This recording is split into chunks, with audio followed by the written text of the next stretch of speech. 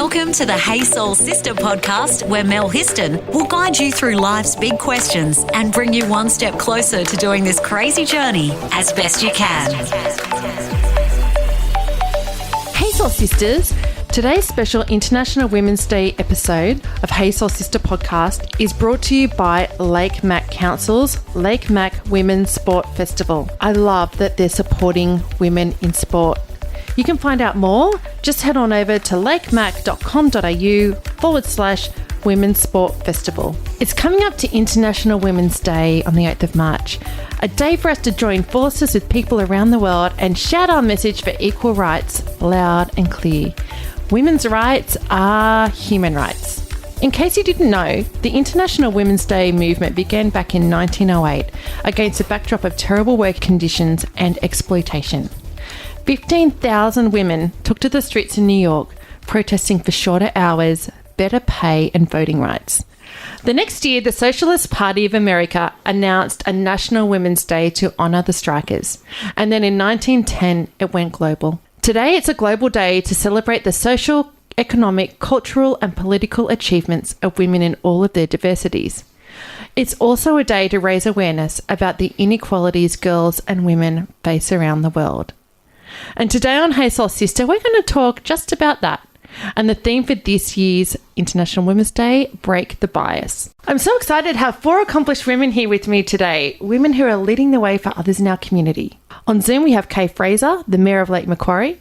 And in the studio, we have Nuwatali Nelms, Lord Mayor of Newcastle, the fabulous Lisa Mason, who's the first female president of Rugby Union Club, the Hamilton Hawks, and Charlotta Tharab, founder of the Mindfulness Clinic, international speaker and author, and my favourite mindfulness guru. Hello, how are you going, ladies? Very well, thanks for having us. Yay! Looking forward to celebrating International Women's Day and having some rigorous conversation today about the state of the world. Yeah, exactly.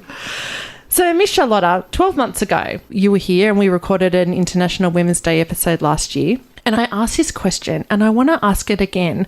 And Lisa, please feel free to jump in as well. Okay. How do you see the experience of being a woman right now? Yeah, it's such a good question. But I think it's so contextual. It really depends where you're at, where you're at financially, what's your age, what's your job, very different if you're in politics to if you're running your own business, to if you're CEO or wanting to be. So I think it varies enormously. For me, some of the factors that affect how I experience being a woman is definitely that I just turned 60. Because, the conventional thing for a woman is then you're kind of done. I have really really looked at what does that mean? What does it mean? Because when I researched it was clear that actually aging sits in relation to youth. So a loss of something rather than something in itself. Yeah. And particularly for women, right? I'm actually a little bit on the warpath with that. I'm quite excited about that because I think that, International Women's Day perhaps have not really, we've looked at professional women, we've looked at education, we've looked at politics, and there's still a long way to go. But we haven't really looked at aging women and the whole idea of postmenopausal. What does that offer? Because it's been framed by men as in a deficit, as something that's problematic, as you're kind of done. Where I've got news. It's fabulous. Look out. Charlotta's on the way. Yeah. I love it. So that's my little take on it. On another note, I have spoken to just a couple of women the last couple of weeks who one is 65 and has 200,000 in her super after working as a CEO forever, 35 years, and a young woman, 35, who has 120,000 after selling a big property because she actually didn't really look at the fine print, etc. And it worries me about the financial position of many women and the actual financial education where that is at, both for women and men, but we know women are worse off. Yeah. And I think at the moment, and maybe it's just because, I work at Got Your Back Sister, and I see women all the time who are financially distressed because they've experienced domestic violence. But more and more we're hearing about homeless women in their later years, when they're 50s, 60s, 70s and beyond, because they just financially can't afford rent, or for whatever reason, whatever's happened to them in their life, they're just not in that. They're not working anymore. They didn't have enough super. So it is a real issue. It's an issue that I guess we're all looking to the government to lead and address. I suppose I don't really see that happening. Want to save your soul? Review us on Apple Podcast. At the moment, I'm going to say I feel really angry and disappointed when I think about the plight of women in Australia today. And that is because of, I guess, working at Got You Back Sister and seeing and hearing all these stories of women who've experienced abuse and trying to rebuild their lives, trying to get ahead financially and struggling, but also to move beyond the trauma that they've experienced, all that physical and emotional impact of domestic violence. And I'm like, I look at Australia, we talk about respect and culture, workplace culture, women raising their voices, and I look at Grace Tame and Brittany Higgins, and I'm in awe of them, such young women raising their voices and trying to bring the whole issue of, sexism, sexual abuse, workplace culture, school culture, all of that to the fore. And I feel really frustrated because I feel as though the leaders at the top of our country are still they're not getting it and they're not doing enough about it. I feel like they're kind of floundering around going, let's throw a Band-Aid here and a Band-Aid there. But actually, I feel as though they still don't get it. Yeah, but I think the nation is being educated. Yeah. And I don't think there's any way back. So we do have an election coming up, and perhaps, this kind of these voices of these courageous women and the backing they have, because I think I haven't met anyone who didn't think, wow, go girls, this is amazing, and with such clarity and precision and without blame, but with absolute bravery. I think the population is going to be educated, and I think we're going to see a change at the election. I so hope so. Yeah. I was reading online news this morning, and somebody in the media has put out a photo of Grace Tame apparently smoking a joint or doing something like that. And she's just owned it and gone, yeah, whatever. But really, you're looking for ways to denigrate me now, with everything that she's been through and with all the talk about whether she did or didn't, disrespect the Prime Minister and all of that. And I'm like, do you know what? She's amazing. She's a brave young girl that went through one of the most horrific experiences a young girl can go through. And I'm like, they're trying to bring it down again. I find that really frustrating. When I saw them speak at the press club, I felt nothing but pride. Me too. And teary. Yeah. Yes. But somebody pointed out, and actually it was a very elderly man, that the head of the Royal Commission into Banking, when he handed his report to the Treasurer, he had exactly the same expression on his face, yet there was no commentary. So it's not the first time. It's just that we tend to be much, much harsher with women. And there's a political agenda. Of course, we have the Murdoch press and all that that's rolling out. But I think she caught it beautifully. That whole thing of saying, yes, it's part of the trauma. That's what, when you've been abused in that way, you go to all different things to try to cope. Don't blame me for it. It's part of it, right? And I think it's interesting that we look at even trying to condemn somebody for that, yet we think that lying is more and more okay, right? We've seen that in the public eye. We go, oh, that's all right.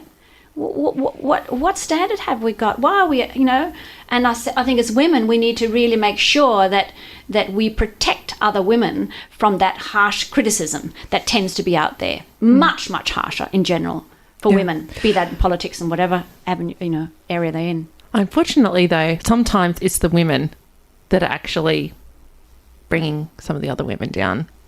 Well, that's not good enough. I know. That's it's all not. I say about that. Yeah, it's actually not. It's actually not. No. So, Lord Mayor Newatali-Nelms, what are your thoughts around that? I think it's a really apt discussion to have at the moment. And for me personally, if I flash back 12 months and I think I watched the giving of the Australian of the Year to Grace Tame, maybe live. I don't know how I managed to do that in the middle of a day on a Tuesday, I think it was. And then I actually played it back later and watched it again because I thought, oh, this is powerful and this is amazing. And whoever selected this wonderful woman, thank you.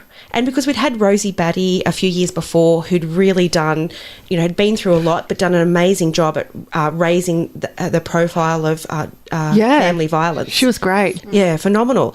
So I was, really felt empowered by and touched, obviously. You feel a lot of emotions when you look at that original speech from 12 months ago. And I think she's just done a fantastic job, really, in the last 12 months in terms of raising the issues of child sexual abuse and the issues of silence around it. And in terms of what Charlotta said, it depends where you are.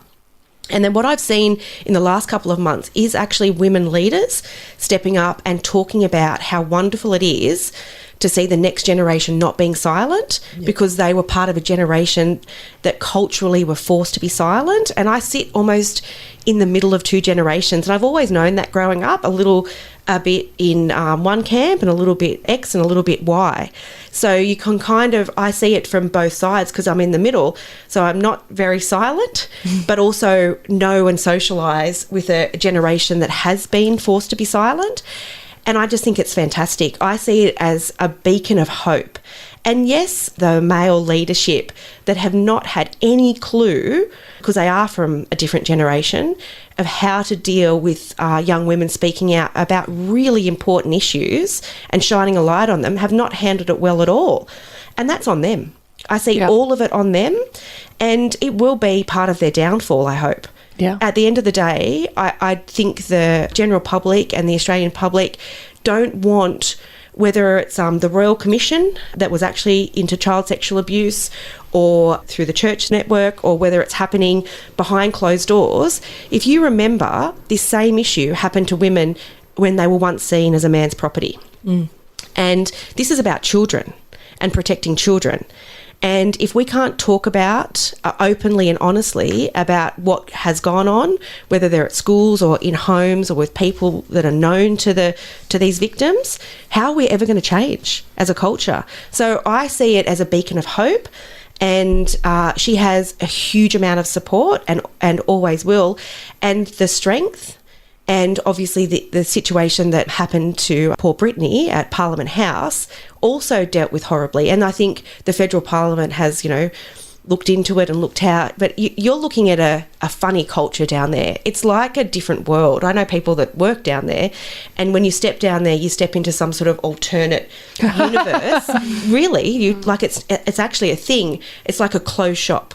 Yeah. Yeah, and I think that has sort of exposed some of those inherent, very masculine behaviours that are inherent in a Westminster political system. Because these are, again, some of those biases that are structural, whether it's the way you work down there, the hours that are expected, they are not family friendly. It is a very masculine environment. Particularly with the current leadership, right? Because I think under Malcolm Turnbull, it was different. Yes. Under Julia, it was different. Yes. Right. But I think to change the culture that's existed there for a long time, you have to have a more progressive leadership for a longer period of time. Yes. Because even just the way our parliaments are structured, the way the hours of work, the way you are away from your families for a long period of time, and the way that those officers work, if they're at the height of their careers, they're working 24/7, and so are their staff. So you don't see anybody else. So it is this insular type of arrangement that has come out of the type of work hours that are down there. And I don't know if that will change, because there might be some constitutional changes that you need. But looking at governance structures, a little revolution, perhaps. I would be on board with that. I would say it's tough to watch and tough to hear, but the fact that it is part of our national conversation is amazing and phenomenal. And if we didn't have Grace Tame as our Australian of the Year last year, we wouldn't have had this brought to a national conversational level. And I think it is so important. I love that Lake Mac Council is supporting women in sport to coincide with International Women's Day with the Lake Mac Women's Sport Festival from Friday, March 11th to Sunday, March 13th. You can come and be part of their networking brekkie. I know I'm going to that, and I look forward to seeing you there. And you'll also get to meet local legends Sam Poolman and Kerri Pottharst. There's also a 2-day symposium with wonderful guest speakers from the sporting world. And you can come and inspire your daughters with the open day featuring autograph signings, live music and free clinics with sports stars. Let's support women in sport with Hey Soul Sista. Just Google Women's Sport Festival now, or check out lakemac.com.au Women's Sport Festival. So as I mentioned earlier, the theme of this year's International Women's Day is Break the Bias. So biases, like biases in our communities, biases in our workplace, in business, bias in schools, the home, and bias in sport. I feel like there's so many different areas and we're not going to cover them all today. But one thing I would really, really love to talk about, because I haven't really done it before, is the whole how do we deal with bias in sport? So I'd like to welcome in Lisa, you fabulous woman, president of the Hamilton Hawks, first female president. Have there been other female presidents of other rugby clubs? Not of a premier rugby club. Mayfield East had a female president a couple of years ago, Sammy Colo. That they're a divisional rugby team with just like one team. So first female president for a premier club. So bit of an honour. Yeah. And I know the Hamilton Hawks. So I know that when there was talk that you were going for president, I know there was a lot of women that were really hoping and, you know, going, come on, girl, you can do it. And we're really happy when you became the president of the club. Yeah, I certainly had a lot of strong women that I look up to in my corner. Yeah. One of those main women, as you know, is Jan Bynan. She's a fabulous woman and I have so much respect for her, and I love the fact that she's been in my corner from the get-go. So I feel very fortunate to have her backing, and of course yourself and the charity. Like, it's just been a fabulous partnership and one that I want to push more and build more, and you know, it's at the forefront of everything we do. So I love that. So Lisa, tell us, how did you rise to president? Or what was it? Why did you want to go for it? I've been involved with the Hamilton Rugby Club since 1999, always in a committee role, and been running the juniors for a long time. And then my children weren't playing juniors anymore, and I absolutely love the club. I love the values that the club have from those presidents before me, and I wanted to continue those values and lead the women that are coming through in our sport and show them that anything is possible. You don't have to be a male to be at the top. Because more and more women are entering male-dominated sports, you know, traditional male sports. Yeah. You know, and I didn't realise until I, you know, got to know the Hamilton Hawks that there is this real surge of young girls and women entering, you know, or getting onto the rugby field. Yeah, like definitely. It's amazing. Not just rugby either. It's soccer, it's AFL, women's rugby sevens, women's 15s, rugby. It's the fastest growing sport in the world is rugby sevens. Yeah, it's really interesting as well. So my girlfriend who, you know, Nadine Barreto, so she has 2 daughters that play rugby. And it's really interesting. She says about how much it is, like how good it is for their self-esteem. It makes them feel so good about themselves. Yep. Rugby is a sport that it doesn't matter your size, your shape, your gender, your nationality. It doesn't matter. There is a position for every single person on a rugby field. Yeah. And that's what she was saying. She's like, it is actually a really wonderful sport for girls. And I know her girls have been in recruiting more and more girls at school to get on board. Yeah, they certainly have. Merriweather are looking great with their numbers for the girls' sevens, and hopefully building into the girls' 15 a side competition too. So the Barreto girls are doing a great job. Yeah. And you know what? And it's, you know, Sydney elsewhere as well. You know, when I went to the local Mick Wells Curry Cup Day recently, lots of girls from Sydney coming up and playing. Yeah, definitely. We had teams from Dubbo, from Central North, from Southern Districts in Sydney, Manly. The competition gets stronger every year, and the standard of the competition is better every single year as well. And I actually enjoy watching the women more than watching the men. I just think their technique is better, they listen more. And I've actually had some of our premier grade players say, wow, like the girls just do everything so textbook. Yeah, that's because they listen. One of the things that I know that we have talked about before is people still perceive the male teams, and this is not just in rugby, this is like across sports. Quite often it's like the male teams that get the coverage on TV. Journalists are writing about the men's sports, the men's results. Men are getting more pay, across codes. I know apparently tennis is now is much better than it used to be. Apparently tennis is good. I know golf are trying to get there. But, you know, I suppose we have talked before going, okay, well, it's interesting that the blokes play and then when the girls come on after the first grade boys, the bar closes and people go home. Yep. And, you know, you go, well, there's no enticement or encouragement for the public to actually stay and watch the girls, like the girls' families do. But it's really interesting that it's like, boys' first grade's done, that's it, you know, bar closed, you know, oh, here are the girls running out. Yeah.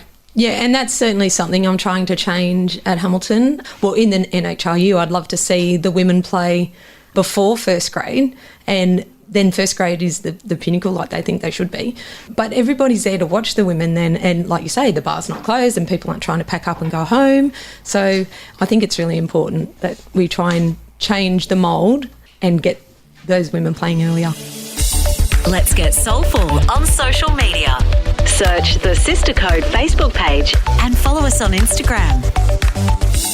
As a woman, first female president of the Hamilton Hawks and, you know, a role model for women in the community in terms of sport, because you're involved in other sports as well, basketball, netball. Yep. You're out there doing your thing, girl. What was it like being female president in our city, in our region, and actually having to go to that very first president's meeting when all the other presidents of the clubs are blokes? Yeah, it was really daunting at first, but I'm a confident person, so I knew I would go in there and, you know, put my big girl pants on and go, you're not going to tell me what to do. Like, I'm going to stand up to you, and just because I'm a woman doesn't mean that I don't know rugby and I don't know how this game works. Yeah. I've been involved in rugby in Newcastle for over 22 years now, so I know how it works. Yeah. So I think they were a little bit shocked when I did from the get-go. No, that's not right. No, I don't agree with that. So I think there's a little bit more respect there now, particularly at our last meeting we had last week. It was a different vibe. Oh, really? Is that something that's kind of had to evolve along the way? It has evolved along the way, and it's just speaking my mind and saying, no, that's not right. No, that's not my recollection of what happened, and no. Yeah, just being confident and knowing what I'm saying is the right thing. Yeah. How important is culture in a sporting organisation? Oh, vital. Yeah. Vital. With the Hawks, family and community values are at the top of the list. Inclusivity, diversity. They're just the most important aspects of our rugby club, and they're all things that I continually strive to meet in every decision that I make. Yeah. So, you know, I just think that when you hold somebody accountable for behaviour, then they'll sort of step back. And have you come up against that? Funny you should say. I have. We had an incident just recently, and I was very unimpressed by some of the behaviour of some of the men at our tournament, and certainly straight away got on the email and sent an email and said, this is not good enough. There was women, there was girls. It's just, it was chauvinistic behaviour. Yeah. What did they do? It's interesting. What happened was what we would see as a traditional larrikin blokey thing to do, but it's like it was offensive to women there, and they all complained to Lisa to do something about it. There was a team, one of the guys was holding the winner's check. Somebody put his pants down. Then they pushed him over, so you can imagine pants down around the ankles. The view that people got. There's 15, 16-year-old girls, 16, 17-year-old girls, women around. And he had no pants on at all? Around his ankles. No underwear underneath? No. Oh, God, okay. Most men look better. I agree they do. Like in the middle of the day? Oh, it was more towards, it was during presentations. Oh, my God. Yeah. So imagine if someone did that to me at work. That's right. Oh, my God. Yeah. It's kind of like assault. Well, it was. I was offended.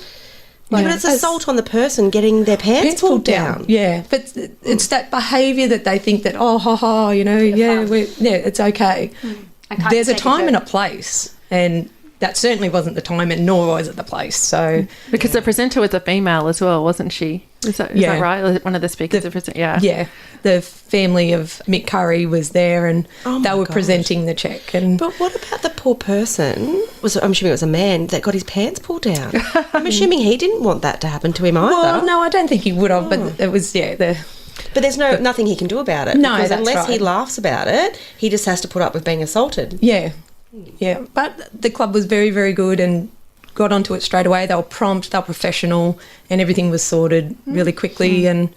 But I think as well that, the couple of complaints came to you as a president, and you had to stand up and do something about it and actually go, you know what, this isn't okay. Yeah. Do you know what, there are young families here. We've had complaints, and actually once upon a time it probably would have been laughed off, but actually that's not okay. It's not cool. It's definitely not cool. And even if I hadn't have got that complaint, I still would have acted upon it, because I felt disrespected as the tournament organiser, that behaviour happened as well. On my watch. But it's good that it's addressed. Oh, absolutely. Because it's a learning experience for everyone. Yes. And hopefully people will learn a lesson, and then it won't happen again. That's the only way you change culture. Yeah, that's exactly right. And it certainly brings everything to the forefront of how important that culture is, and that everybody's on the same page around your culture and what your expectations are. It's so important, isn't it? Yeah, definitely. So important. Absolutely. So one of the other things that I suppose we hear more talk about, and I know different organisations and codes are trying to address that, and that is equal pay for women. And my understanding is that tennis is one sport where they reckon there's pay parity between men and women. Lisa, I know that's one of the things that you've been trying to address, is actually equal pay locally for women in rugby. Yeah, and thanks to Nadine from 8 Recruitment, she's been a fabulous supporter of our tournament and coming on board so that we can offer our female participants equal prize money to the men. And we're the first tournament, and I still think we're the only tournament in New South Wales to actually offer that. It's funny, it's a little bit similar to Surfest. Like Surfest, all the dollars come in for all the men's competition, and they couldn't run the women's competition for a few years because they couldn't get sponsors. So then they had to start the whole crowdfunding and get 80 businesses to chuck in $1,500 each. So they had prize money for the girls. Yeah. Yeah, it was amazing. And it was the first place in Newcastle that they did that for a surfing competition. And it's paid dividends in terms of engaging the business community. Everyone in the community also supports the event, but it also has increased participation, not just at a junior level or taking up the sport, but it's an international sport. All the women now want to come to Newcastle to compete because they know that they're valued here. Yeah. Yeah, it's made a huge difference. That is great, isn't it? Yep. Yay. Hopefully one day they'll get those big sponsors, just like the men, and get the TV coverage and everything. Yeah, I think the tide has been turning. I know from our perspective, promoting women in all fields, but particularly when it comes to sponsorship, and people ask you for sponsorships for all sorts of things all the time because you're the local council. And I've asked you for sponsorship. Yeah. Yeah, exactly. So there's obviously a limited amount, but we've looked at where there's gaps, and there are a couple of, obviously 7 years ago, after I was elected, and being from a sporting background, one of the gaps for me was women in sport, and not just at a professional level, and that was looking at, there is a gap in terms of sponsorship for the Jets women. The men had all the sponsorship, but the club really wanted them to be on equal footing. But it takes sort of us diving in there for a few years and sponsoring the women, making sure their billing times, their treatment is the same in terms of the gravitas and the time and exposure for all those players. And that we've seen a huge change. And by doing that, the Matildas became interested in coming to Newcastle. It's actually a snowball effect. So we've taken, that leadership in terms of trying to get the women's rugby here as well, and really having a focus on professional women's sports, which then filters down to the local level in terms of participation. And I know Hamilton Hawks, because I know girls that play rugby, they were the go-to club because of the culture you developed to go and play rugby. Yep. That's where the girls that played rugby, no matter if they were local to Hamilton or the area or not, that's where the coaches were, that's where the culture was. And I've seen that conversation in the last 7 years change completely in terms of women in sport at a high level and as well as a grassroots level. And that support that you have in the community, particularly here in Newcastle, is huge, because you can see it in the participation numbers at the elite levels of everyone turns out and, wants to support the high level, whether it's the Matildas playing here, the rugby playing here or training here. It's quite phenomenal. It is. And it's such a great initiative from the council to be able to start that ball rolling and bring it to the forefront of everybody. And increasing sponsorship is the way forward. Absolutely, because the men have all those big corporate sponsors already locked in. So is there sort of gap in the market? And that's where I think the role for government is, where there's a gap and people need support. It's not a forever situation, because hopefully then obviously people now see the commercial benefit of supporting women in sport, and you can see how much the sponsorship rights are traded for the Diamonds now, netball, as well as the Matildas changing over in the last 12 months, and how much value the corporate sponsors see in those brands now for elite women athletes. Yeah. Want to fill your soul with more? Go to thesistercode.com. Hey Fraser, Lord Mayor, Blake Macquarie's here on the Zoom. How do you see the experience of being a woman right now? Well, I have to say it's not much different to being a woman 10 years ago. Yeah. Or more. It's really disappointing. I was thinking about this question this morning, and I think back to Julia Gillard when she was a Prime Minister, and what she experienced and how denigrated she was as a female, and no one spoke up for her. I think about the young girl, Greta Thunberg, a young woman, activist, environmentalist, and what happened to her when she put her head up and spoke out for something she was passionate about. And then most recently, Ash Barty, our famous tennis player. We had a male talking about her having a drink of a bottle of beer. That was ridiculous, wasn't it? It's just appalling. Nothing has changed, and I'm really disappointed. I'm feeling like we're going backwards as women, and we need a sisterhood. We need to be united. We need to be together. And people, not only women but men, have to stand up and call it out when a male has a go at a female who is a fantastic role model, and that's not happening at the moment. Do you know what? Absolutely. And as we were talking about before here, that needs to come from the top down, from the leadership. It does. It needs to be our leaders. I can call it out every day of the week, but it needs to come from our leaders, and it needs to come from people below the leadership to say, this is not okay. Absolutely. This is not acceptable. We can't have men denigrating women, and they can say, oh, we don't think this is right or this is not fair. No, it's not right. And we can't have them criticising women and name-calling women. Not today. I'm a mother of 2 boys, not of daughters, but if I had daughters, I'd be incensed to think, what are they going to grow? What lifestyle are they growing up in? What's happening today to encourage women to be strong, stand up for what they believe in? There's no role models out there, because if they stick their head up and talk about something they're passionate about, they're going to be stomped on by some old man who's going to come in and say, this isn't right. We don't want to hear from this young woman. And we said in the Herald, every day of the week, when Greta Thunberg was out there talking about environmental issues, when you look at the Newcastle Herald, look at the Sydney papers, it was all men and some women talking about her, demonising her. It's not good enough. Nothing has changed, and we need to all stand up and be united and say enough is enough. So, Kay, have you experienced gender bias or inequality during your career? Yeah, absolutely. I think as women we all endure bias. It is still a man's world, as much as no one wants to hear that.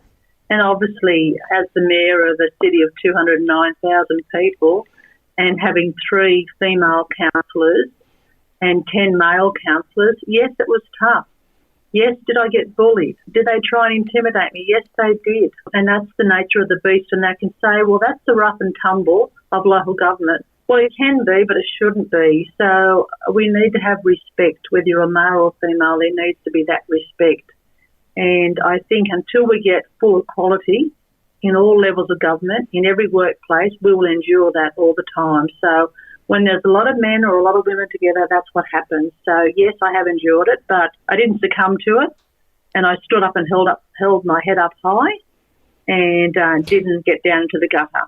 And you're doing an amazing job, as is Natalia, and I absolutely love when I'm out there talking about Got Your Back Sister in various forums, and I talk about where I come from. I love that we have a Mayor of Lake Macquarie and Lord Mayor of Newcastle, the city of Newcastle, that are both females that are leading our region. It's just awesome. Thank you. So Lake Mac is running their first ever women's sport festival to coincide with International Women's Day. Kay, what's the aim of the festival and some of the activities going on? Well, this is really important. It's our first event, and it's all about women in sport. And we want to encourage female sport participation. We want to provide support and pathways for up-and-coming athletes. But we also want to grow and nurture women into sport, because if you think about little girls and little boys, and I've been talking to a lot of people about this, if you're a little girl and you're 4 or 5, you normally got a little dress on and you normally got sandals on. If you're a little boy, 4 or 5, you might have shorts on and joggers.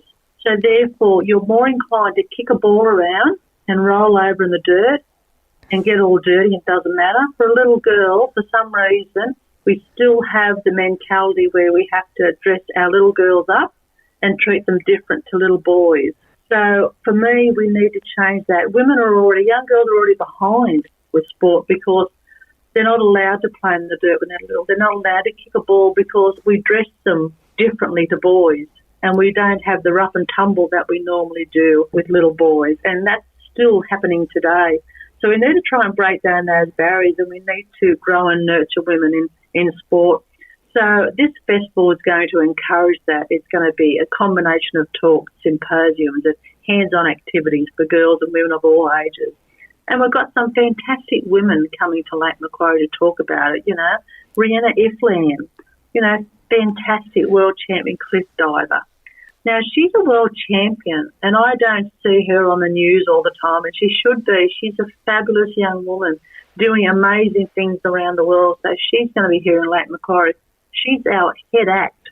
And then you've got the Olympic gold medalist, Kerri Pottharst, Australian netball representative, Sam Poolman. I'm actually really looking forward to that. I'm bringing a table along to the brekkie where Sam Poolman and Kerri Pottharst will be speaking, and we're really, really looking forward to it. So it's about empowering women. It's about celebrating women. It's about advocating. It's about power. It's not only about sport, but sport gives you so many skills, so many qualities in life to deal with. If you lose at a sporting event, it puts you in good stead to take those knockbacks throughout life. And that competition and that teams that you may have, that teamwork, it's all really important to building and strong, successful women, and we need that. So we don't have as many women in sports as men in sports. So we need that to build that resilience, to build that toughness. So, you're from Got Your Back Sister. That's what it's about, getting a team together, get everyone's back, make sure we all look after one another, get that sisterhood happening, and get the boys involved to look after us as well. Absolutely. Well, I'm looking forward to the festival, March 11 to March 13. It's going to be wonderful. Looking forward to the brekkie and bringing along some young girls to the clinics. It sounds like it's going to be amazing. Want to save your soul? Review us on Apple Podcast. So one of the issues around International Women's Day, or that International Women's Day tries to shine a light on, is women in business. And, there's a lot of talk always about gender parity. So I think every year we talk more and more about that. And what do they say? It's like 100 years or something, they reckon, until there's going to be gender parity.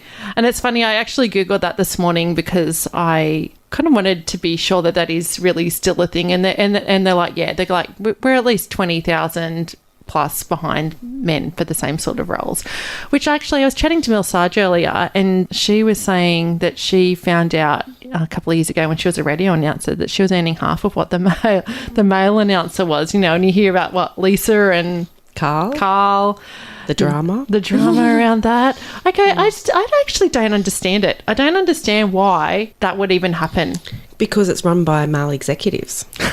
100%. Yeah. And the media, from what I'm not in that industry, but have had to delve into that industry in my role, because you do so much media and you talk to a lot of people, and that has been a battleground for many, many years for women.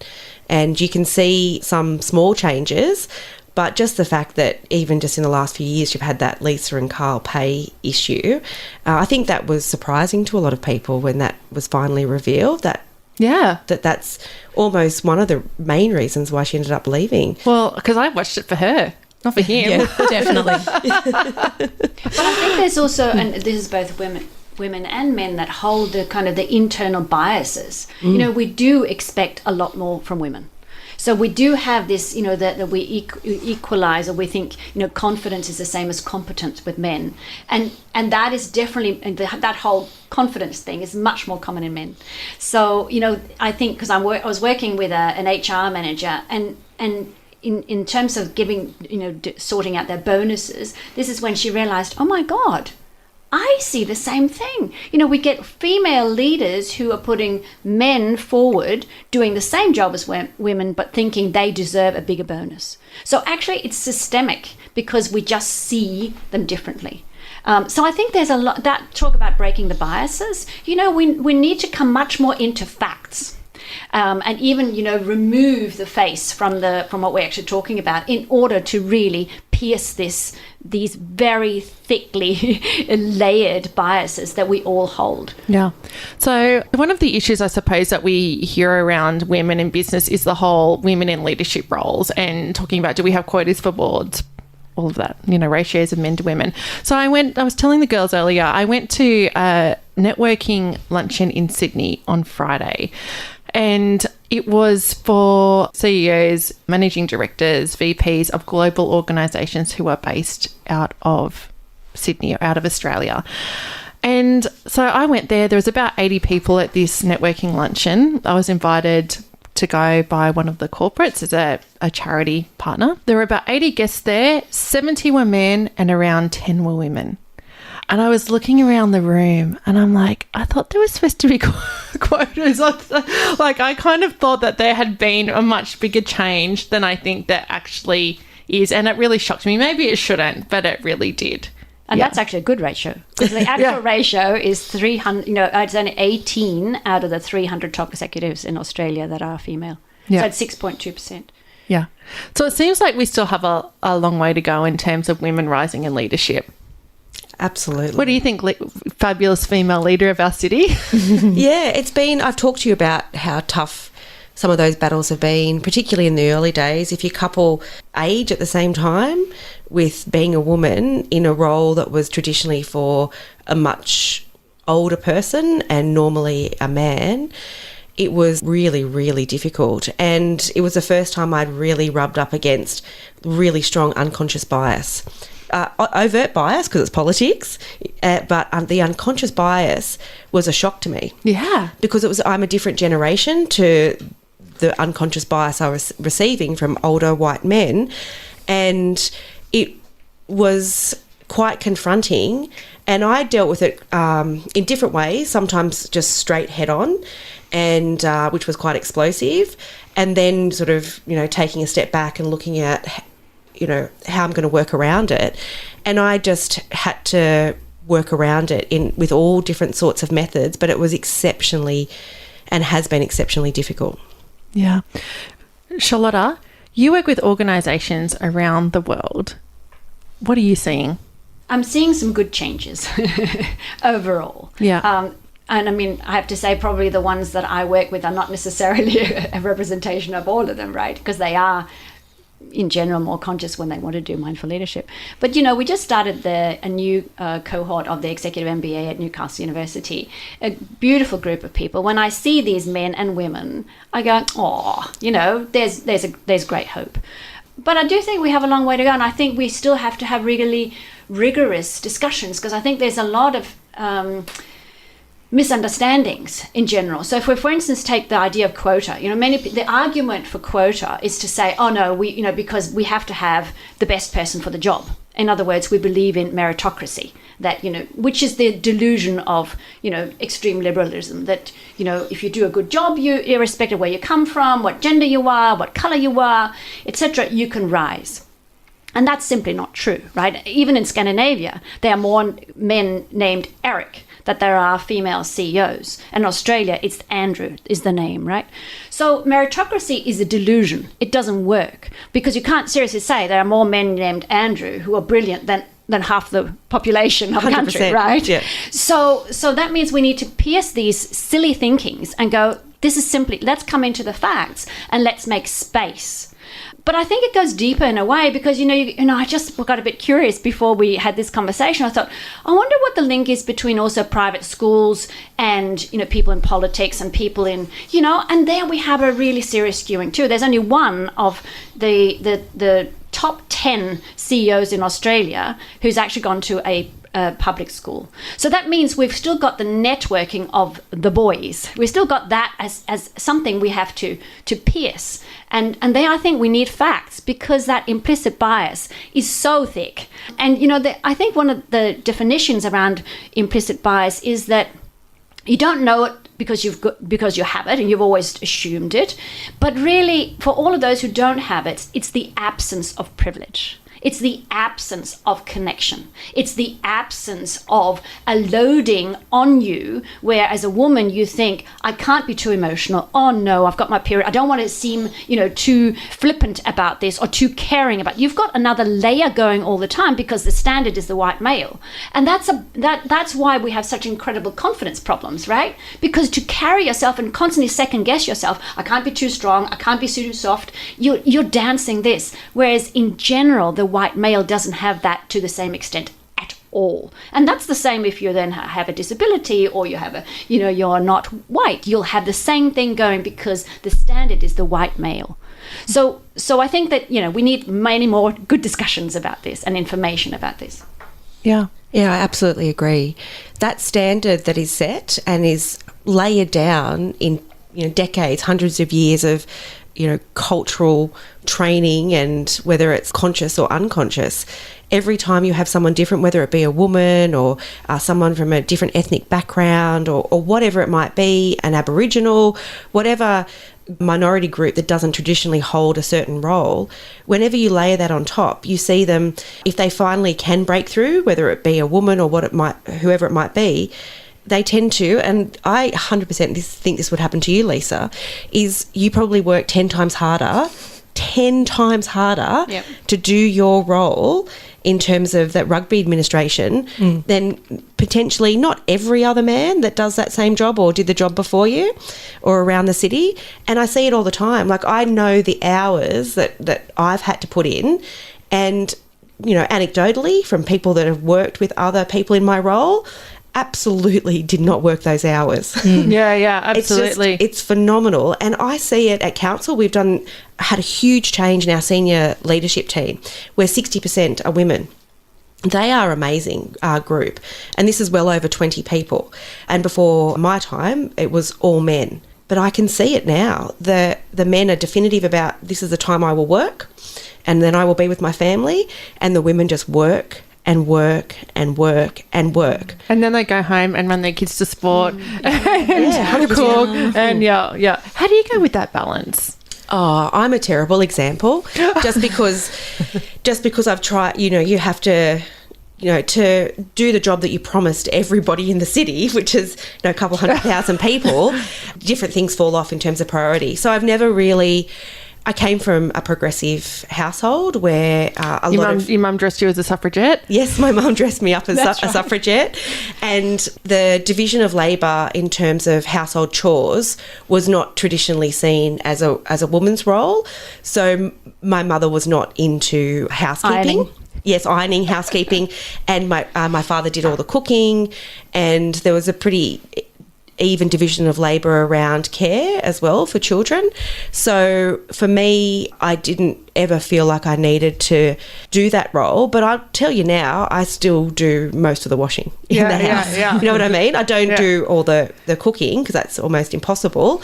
But if anyone's organising someone to help with domestic chores, that's also me. Do you know what I mean? Like, there's still a division of labour at home that more often than not will still fall upon the female.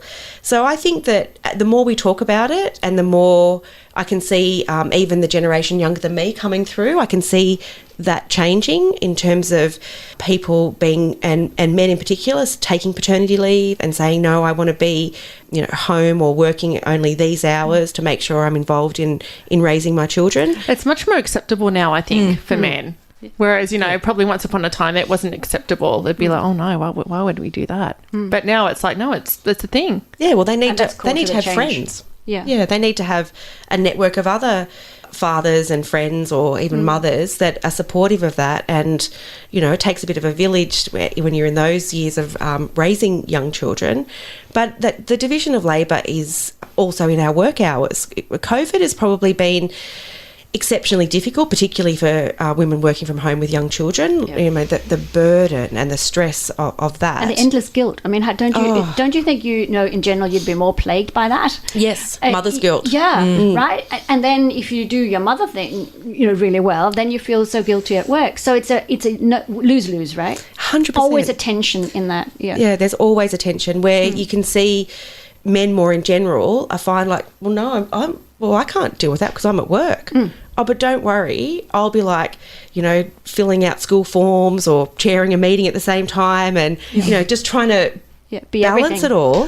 It's exhausting. Yeah. Like I love to tell the story about when you came to I Got Your Back Sister media thing for one of our campaigns and you showed up with two of your kids and one of their friends because it was in school holidays and one of your daughters was cranky about something and you're like trying to do the thing and look after the kids, and I was like going, I bet no other male Lord Mayor had to deal with this. And also they like political opponents and the hostility and the unconscious bias I got from the organisation after being elected, because they were like all older white men who didn't want me.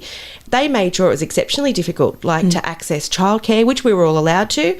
They actually used that as a political flaw, like ran campaigns like she's too wasteful because she needs to use childcare, and she had to drop her children at school on the way to work, and just because no other Lord Mayor had young children before, it was seen as like an Achilles heel for me and something that they attacked. Like just the mere fact that I was a woman with children and had to juggle it all, or took my children to work with me, it was seen as something that was open for attack, and they took it and then attacked me in the media. It wasn't just Newcastle. Some of those stories were syndicated throughout New South Wales. Crazy. There's a long way to go, as we say. Yeah, absolutely. But do you know what I love? It actually gives me hope that we have, in our region, we have a Lord Mayor, a female Lord Mayor in Newcastle, a female Mayor in Lake Macquarie. We have MPs up the valley with Muriel Swanson, Jenny Aitchison, Sharon Clayton. I'm like, that's why I go, it's funny, I feel like we are surrounded by really wonderful, strong female leaders. And that's why I'm going to say, it shocks the shit out of me when I go to a thing in a networking thing in Sydney. I'm like, oh, where's the women? Yes. Yeah. I find that really strange. I was telling the girls, I'm like, this feels weird. We live in a great city, so that means that's representative of people not caring about gender when they're, individually making choices about who they want to represent them, which is wonderful, because none of us could do that unless we had that community support. So I think that's really reflective of the place we live in. Also, turning up in droves, paying for tickets for women in sport. Yep. It is a wonderful place, Newcastle. If you want to affect change, particularly social change, it's often come out of Newcastle. We've been leaders in it in terms of Aboriginal rights, women's rights. I saw a celebration of Dr. Evatt, who was one of the first women female chancellor at the University of Newcastle and the first woman to sit on the UN Human Rights Commission. So there's been amazing history of female leaders, and obviously Joy Cummings before me. Love Joy Cummings. Yeah, poor woman. I mean, she had a hard time in the. I bet. Hard. Because it's funny, you go like you've been Lord Mayor 30 years later after her. Yes, yeah, about that. And I go, and you're still copping the crap. Yeah. But I think whoever follows me, it'll be different. A little lighter. Yeah, maybe a little lighter in that area. That might be somewhere heavier in other areas. But I think the gender issue, which I didn't expect to be as big an issue as it was, not in the public, it was more behind the scenes with people I worked with. I think that won't be an issue anymore, but there's likely to be many other challenges. That's what Julia Gillard says, isn't it? She was the first female Prime Minister, and it was really tough for her being the first female, but hopefully female Prime Ministers after her, it will be a bit... run. Yeah. Yeah, that the first one is the one who has to prove it, a woman can do it. Like Helen Clark in New Zealand. Yeah. And then that opens up for would you want to show up for the next one, isn't it? Yeah, so I think it will be easier, and it might be a man or it might be a woman, who knows, but whoever it is, I think it'll be a different time, and they won't have to justify their existence as a female or a mother. It'll be human. As a human, yes. Absolutely. And I mean, we're also seeing this shift in leadership globally, aren't we? I mean, there are many more women than ever before leading countries in like Rwanda and Hungary and Honduras and countries you go, oh, Sweden, but it's exciting. It's really exciting. Well, you've got me excited now, because before, when we started, I was sharing my frustrations in terms of leadership in our country, and especially in terms of Grace Tame and Brittany Higgins have highlighted through their speaking. And we're ending this with a beautiful, happy, hopeful note. I love it. And I'm going to say to all the women watching, go and watch the women's sports. Go and watch your women's sports, especially like in the rugby and soccer, when they get put at the end of the day when the bar's closed. Take your own wine if you want to. I'll keep the bar open at the Hawks games. Go and watch the women. Yeah. 100%. Yeah. It's a little bit like when you're looking at climate change, and as a community, as a society, we're getting frustrated that nothing's happening. And I think it's very similar with the gender thing, that actually our institutions, our political institutions, are the ones that are slow to act, whereas as a society, we're there. We're ready. So let's hope. Happy International Women's Day. Yes. Happy International Women's Day. Thanks so much for listening to Hey Soul Sista today on our special International Women's Day episode, which is coming up next week on March the 8th. Today's episode was brought to you by Lake Mac Women's Sport Festival, which is happening Friday, March 11th to Sunday, March 13th. I will see you at their networking breakfast on Friday, March 11th. It's going to be amazing. And we're all going to celebrate women in sport. To book, just head on over to lakemac.com.au/Women's Sport Festival, or just Google Women's Sport Festival. I'll see you there. Thanks for listening to Hey Soul Sista with Mel Histon. What would help you on your crazy life journey? Email Melissa at thesistercode.com.